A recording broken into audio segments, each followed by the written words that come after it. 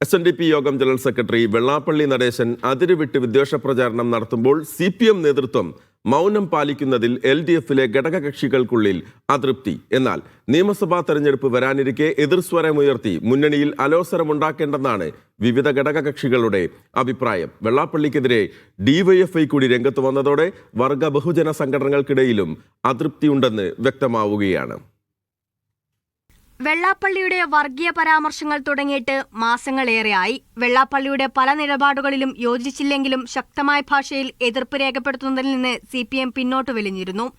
വെള്ളാപ്പള്ളിയുടെ വർഗീയ പരാമർശങ്ങളും അതിന് CPM നൽകിയ മൗനാനുവാദവും എല്ലാം തെരഞ്ഞെടുപ്പ് തോൽവിയുടെ ആക്കം കൂട്ടിയിട്ടുണ്ടെന്നാണ് LDF-ലെ ഘടകകക്ഷികൾ കരുതുന്നത്. മുഖ്യമന്ത്രിയുമായി വെള്ളാപ്പള്ളി അടുത്ത ബന്ധം പുലർത്തുന്നതുകൊണ്ട് കാര്യമായ എതിർസ്വരങ്ങൾ പരസ്യമായി ഘടകകക്ഷികളിൽ നിന്ന് പുറത്തുവന്നില്ല.